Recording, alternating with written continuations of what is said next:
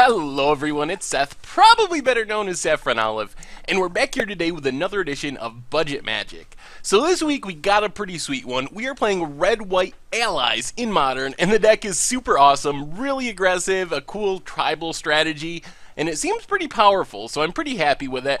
One thing I wanted to point out, this is one of the oddest budget magics ever because of the prices. So as you can see, it's 130 bucks in paper, which is a little more than I typically like. We try to keep it under 100, but it's only 18 ticks on Magic Online. So I decided to go with it anyway, even though it's a little over budget in paper, just because it's ultra budget on Magic Online. It's so weird. I'm used to Magic Online cards being less expensive than the paper version.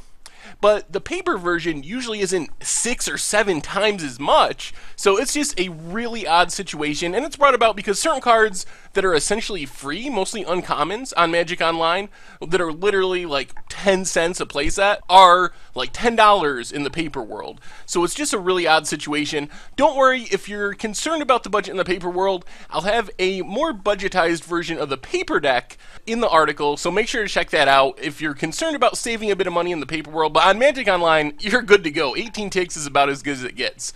So let's talk about the deck. Being red-white allies, we predictably have lots of allies that are red and or white. So let's talk about the two middle cards first. They're probably the two most important creatures in our entire deck. We have 4 Hada Freeblades and 4 Kazandu Blademasters. So these are allies that have an ability where whenever they or another ally enters the battlefield under our control, they get a +1/+1 counter. So Hada Freeblade, for example, a 1-mana 0/1. Yes, I know, we're an aggro deck, we're playing a 1-mana 0/1. But since it gives itself a counter when it enters the battlefield, it's really a 1/2. And then when we play an ally on turn 2 and a couple more on turn 3, all of a sudden it's like a 4/5 and it's a huge threat for only 1 mana. Kazandu Blademaster works essentially the same way, a 2-mana 1/1. Again, not something you typically want in an aggro deck based on the stats, but it has First Strike and Vigilance, which is an extremely powerful combination of abilities, since it's really hard to interact with in combat thanks to First Strike, and it's always back on defense, so it can attack and still be back to block. And it gets a +1/+1 counter whenever it or another ally enters the battlefield, so really it's a 2/2 for 2 when it enters the battlefield. And usually by turn 4, it's like a 4/4 or a 5/5 with First Strike and Vigilance, and it can just attack through anything. Then we have Expedition Envoy. Another odd thing about this deck is we don't really want to play Expedition Envoy on turn 1 if we can help it. Usually if you have a 1-mana 2/1 with no text, Savannah Lions essentially, you want to just play that on turn 1 and start getting in damage. Well, the few lines of text on Expedition Envoy in the tagline, Creature, Human, Scout, Ally, are why we play it. And what we want to be doing with it is playing it on turn 2 or turn 3 after we've played some number of Hada Freeblades and Kazandu Blademasters, and using it to pump up the rest of our team. Of course, if we don't have any other action on turn 1, we're going to play the Expedition Envoy and start attacking. But ideally, it's a turn 2 or turn 3 card that says 1 mana, trigger all your other allies, which is a pretty powerful effect. Then on the far right, we have Kuma Battlesinger. This one is essential to our nut draws. So Kuma Battlesinger is sort of a Goblin Bushwhacker-esque card. A 2-mana 1/1, has haste, and whenever it or another ally enters the battlefield under our control, it gives all of our ally creatures +1/+0 until end of turn. So it acts a lot like a Goblin Bushwhacker by pumping up our entire team, and it's even better than a Goblin Bushwhacker in a lot of scenarios because it takes and triggers when other allies enter the battlefield as well.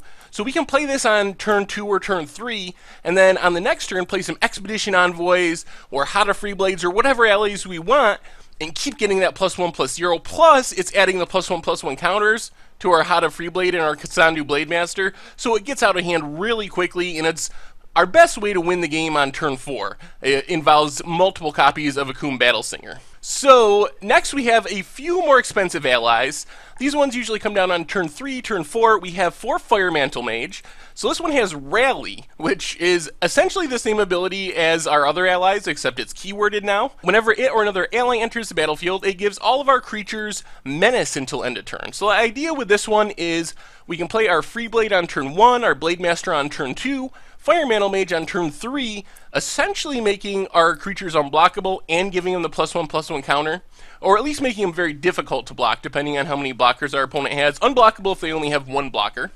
Cabria Evangel is one of the most powerful cards in our entire deck, especially when we're playing against decks that are one color or mostly one color. So whenever it or another ally enters the battlefield, we get to choose a color and give all of our allies protection from that color until end of turn. So picture going up against a Merfolk deck, for example. They have a board full of blockers. We drop a Cabria Evangel, give our team protection from blue, and swing for lethal. And then, of course, Reckless Bushwhacker. This one combines really well with the Kuma Battle Singer. Kind of does the same thing as Battle Singer. So it is an ally, but it is a 3-mana 2/1, but it has Surge for 1 and a red. So if we cast another spell, we can cast a Reckless Bushwhacker for only 2 mana. It has haste, and when it enters the battlefield, if it was cast for its surge cost, other creatures we control get +1/+0 and gain haste until end of turn. So this combines with the Kuma Battle Singer to make some crazy nut draws on turn 4. So picture we go 1 drop on turn 1, 2 drop on turn 2, 3 drop or some combination of 1 and 2 drops on turn 3. Then on turn 4 we can play a Kuma Battle Singer, gives our entire team +1/+0, plus it puts a counter on our Blade Masters and our Hada Free Blades. And then we play a Reckless Bushwhacker with its surge cost. Not only does it give our entire team +1/+0 and put the counters on our creatures, it also triggers a Kuma Battle Singer again, so our entire team gets a bunch of counters thanks to the natural ability on Hada Free Blade and Kazandu Blade Master, plus everything gets +3/+0 and haste until end of turn, and that's usually enough to win the game on turn 4. So that's our ally package. Then we back this up by a bunch of burn to finish off the game when we can't quite get there with our creature damage. So maybe we get our opponent down to 5 or down to 6, and then we can finish off the game with our burn spell. So 4 lightning bolts, just the best removal spell / burn spell in the format.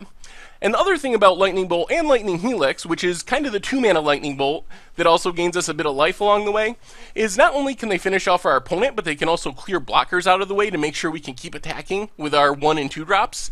And then we have 3 Boros Charms, so a red and a white, we get a modal instant. It can deal 4 damage to our opponent's face, which is pretty good, a good way to close out the game. It can also make all of our permanents indestructible, so this can hose a Wrath if we're up against a control deck, and our opponent plays a Wrath of God or a Supreme Verdict. We can, for 2 mana, cast our Boros Charm and give all of our permanents indestructible so our creatures don't die. And then it can also give a creature double strike until end of turn at instant speed, and sometimes this gets in even more damage than the 4 damage to the face. If we have a 4/4 or a 5/5 Kazandu Blade Master, we attack with it, wait till it goes on block, give it double strike, and just hit for 8 or 10 damage and win the game right there. So that is the non-land cards in the deck. As far as the mana base, pretty basic. We have a bunch of duels, a couple Needle Spires, Clifftop Retreat, Battlefield Forge, some basics, 5 planes and 2 islands, and then 4 Ally Encampment, which is a really sweet one. Taps for colorless, can also tap for mana of any color, but we can only use it to cast allies, and we can pay 1, tap, and sack it, and bounce an ally back to our hand. So this can protect an ally from a removal spell, or it allows us to re-trigger all of our allies' abilities. We bounce an Expedition Envoy back to our hand, and we trigger Cabria Evangel and Hada Free Blade. Just all of our allies get triggered a second time for a very cheap cost, so it's a really powerful card in our deck. As far as the sideboard, pretty simple. 3 Relic of Progenitus to deal with graveyard decks. Sometimes they can be even faster than us if they're reanimating a Grizzlebrand or Emrakul on turn 2. So that gives us an out against those decks. 2 Deflecting Palms. Deflecting Palm is a really sweet card against, like, Boggles, for example. Basically, it doesn't target, so our opponent goes to attack us with a Slippery Bogle with a bunch of enchantments on it, and they're going to kill us, hit us for 10 damage or 12 damage. Well, for 2 mana, we Deflecting Palm, and all the damage that Slippery Bogle was going to deal to us is prevented, and it goes to our opponent, so a lot of times they can just win us the game and represent a ton of damage on the spot. Then we have the 4th Boros Charm, basically for the Wrath protection mode. Then we have 2 Core Firewalkers, the only non-ally in our deck. It comes in red mirrors, other decks that are playing Lightning Bolts and Lightning Helixes against Burn in specific, but any decks with those type of spells, gaining a little bit of life and having protection from red can shift the math just enough for us to win. And then the rest of the sideboard, 3 Skullcracks for Worm Coils, Thrag Tusks, anything that can gain life, 2 Smash to Smithereens, Artifact Destruction that's also kind of a burn spell to the face because it deals 3 damage, and then a couple of wear tears, more artifact destruction that can also hit an enchantment if we need it to. So that's the sideboard, that's the deck, and I have to say this one's pretty sweet. It's pretty aggressive, it plays a lot of cool cards, the ally synergy is really good, and it can get out of control really fast. We have the 4 lightning helixes, the 4 lightning bolts to get through that last damage, and the 3 Boros charms, which naturally protect us against wraths, which is a huge deal. We don't just scoop to Pyroclasm or Anger of the Gods or Supreme Verdict because we have those Boros charms, and plus they can also finish off the game for us. So I think this one's pretty sweet and pretty powerful. If you enjoy aggro strategies and you enjoy tribal strategies, or if you're just looking for a super cheap on Magic Online deck to play in Modern that is good enough to win you some matches, can't go wrong with Red-White Allies. It's a pretty good choice. Anyway, make sure to check out the website, mtggoldfish.com. That's where we'll have the article for this against odds. Also, the more budgetized list for the paper world for Red-White Allies. So if that interests you, make sure to check it out. And if you enjoyed the video, make sure to click the subscribe button that's about to pop up on the bottom of your screen and the like button. Anyway, thank you all for watching. I hope you enjoy our Red-White Allies in Modern videos, and I will talk to you soon.